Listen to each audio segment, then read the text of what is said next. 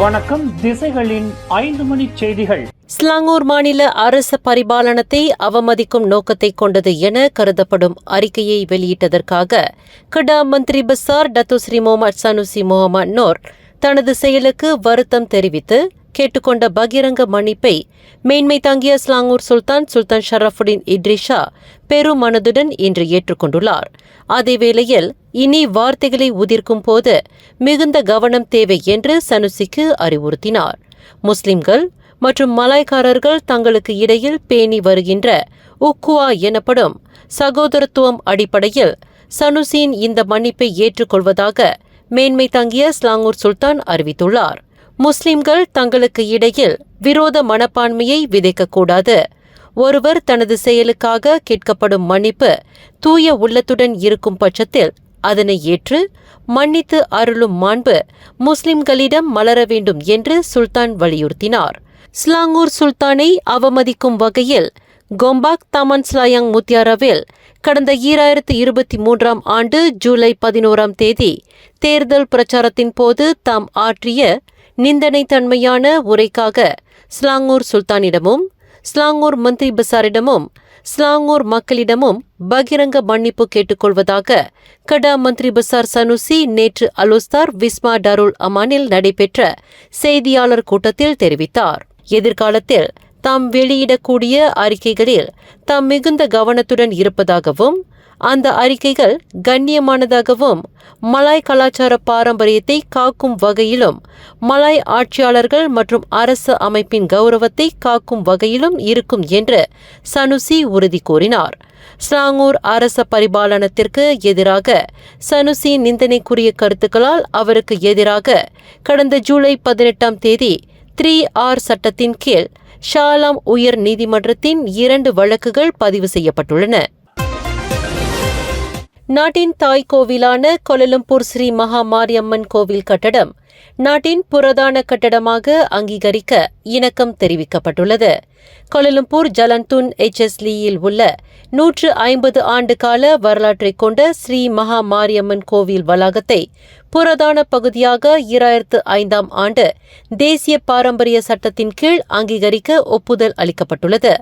இதற்கான அங்கீகார கடிதத்தை சுற்றுலா, கலை, பண்பாட்டு அமைச்சின் தேசிய பாரம்பரிய இலாக்காவின் பாரம்பரிய ஆணையம் வழங்கியுள்ளது என்று இன்று பத்துமலை திருத்தலத்தில் நடைபெற்ற செய்தியாளர்கள் கூட்டத்தில் கோலாலம்பூர் ஸ்ரீ மகா மாரியம்மன் கோவில் தேவஸ்தான தலைவர் தான் Sri Dato doctor R. Nataraja தெரிவித்தார். புரதான கட்டட வளாகம் தொடர்பில் தேவஸ்தானத்தின் அனுமதி கேட்டு ஓர் கடிதத்தை அந்த இலாக்காவின் பாரம்பரிய ஆணையத்தின் ஆணையர் முகமது மூடா பஹாடின் வழங்கியிருப்பதையும் அவர் தெரிவித்தார்.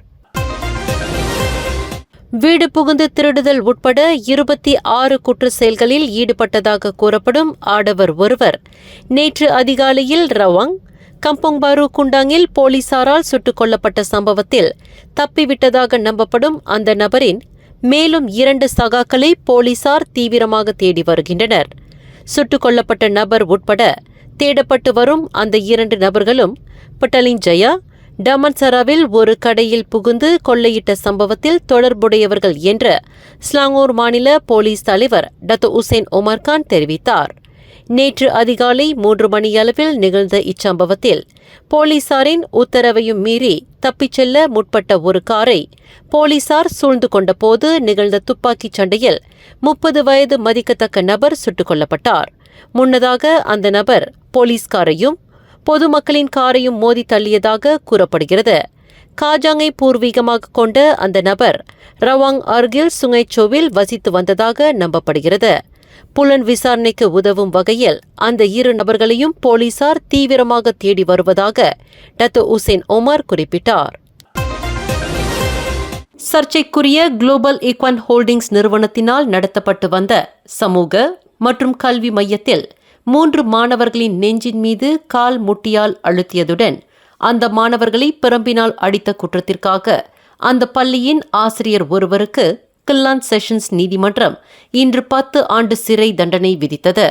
23 வயது முகமது பரூர் ரஹீம் இஷாம் என்ற அந்த ஆசிரியர் நீதிபதி நோரிடா அடாம் முன்னிலையில் நிறுத்தப்பட்டு குற்றச்சாட்டு வாசிக்கப்பட்ட போது அந்த ஆசிரியர் தனக்கு எதிரான குற்றத்தை ஒப்புக்கொள்வதாக மெல்லிய குரலில் கூறினார்.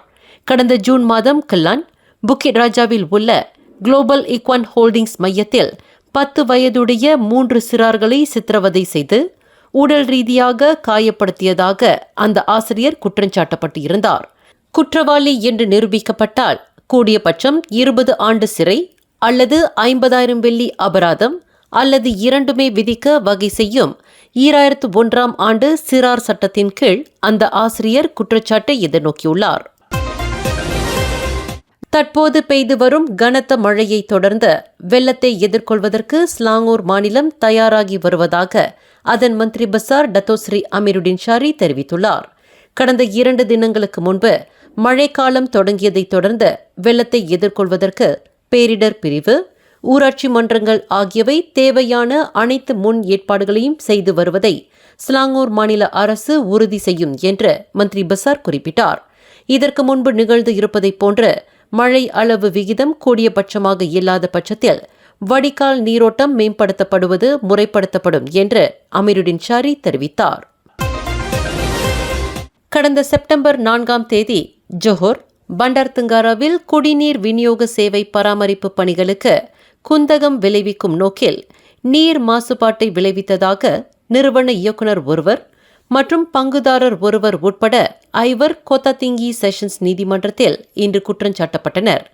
ஒரு சிங்கப்பூர் பிரஜையான 41 வயது தன் எங் யோங் மற்றும் உள்ளூர் பிரஜையான லவ் கம் வாய் ஆகியோர் உட்பட 5 நீதிபதி ஹைடா ஃபரிட்சால் ஹபு அசான் முன்னிலையில் நிறுத்தப்பட்டு குற்றச்சாட்டு வாசிக்கப்பட்டது. நீர் சேவையில் குறிப்பாக நீர் பராமரிப்பு பணியை நிலைக்குத்த செய்ய வேண்டும் என்ற நோக்கில் 23 வயது ஆர் நவராஜ், 28 வயது கே பிரசாந்த் மற்றும் 52 வயது கே ஜெயராஜ் ஆகிய மூவருடன் மேற்கண்ட இருவரும் கூட்டாக சேர்ந்து பண்டார் துங்காரா பசிர் இந்தான் ஒராங் அஸ்லி கிராமத்தில் மேற்கண்ட தேதியில் சதிநாச வேலையில் ஈடுபட்டதாக குற்றச்சாட்டில் தெரிவிக்கப்பட்டது. குற்றவாளி என்று நிரூபிக்கப்பட்டால் 30 ஆண்டு முதல் 40 ஆண்டு வரை சிறை தண்டனை விதிக்க வகை செய்யும் குற்றவியல் சட்டம் 124 பிரிவின் கீழ் மேற்கண்ட 5 குற்றஞ்சாட்டப்பட்டனர். கில்லான் காப்பார் ஜலன் புக்கிட் காப்பாரில் மின்னியல் பொருட்கள் கிடங்கு ஒன்று தீயில் அழிந்தது. இத்தீ சம்பவம் தொடர்பில் இன்று அதிகாலை 4:40 மணியளவில் தீயணைப்பு மீட்பு படையினர் அவசர அழைப்பை பெற்றதாக ஸ்லாங்கூர் மாநில உதவி இயக்குநர் அமட் முக்லிஸ் மொக்தார் தெரிவித்தார். கில்லான், அண்டலாஸ் மற்றும் ஷாலாம் புக்கிட் ஜலத்தோங் ஆகிய தீயணைப்பு நிலையங்களின் ஒத்துழைப்புடன் காப்பார் தீயணைப்பு நிலையத்தைச் சேர்ந்த வீரர்கள் தீயை அணைக்கும் பணியில் ஈடுபட்டதாக அவர் குறிப்பிட்டார். இத்தீ விபத்தில் அந்த கிடங்கில் குவிக்கப்பட்டு இருந்த மின்னியல் பொருட்கள் மற்றும் பயன்படுத்தப்பட்ட பேட்டரிகள் அழிந்ததாக பூர்வாங்க விசாரணையில் தெரியவந்துள்ளது. தீ ஏற்பட்டதற்கான காரணங்கள் ஆராயப்பட்டு வருவதாக அவர் தெரிவித்தார். மேலும் செய்திகளை தெரிந்து கொள்ள கீழே இருக்கும் பெல் பட்டனை அழுத்துங்கள். உங்கள் மகிழ்ச்சியை வெளிப்படுத்த லைக் மற்றும் ஷேர் செய்யுங்கள். தொடர்ந்து திசைகளோடு இணைந்திருக்க சப்ஸ்கிரைப் செய்யுங்கள்.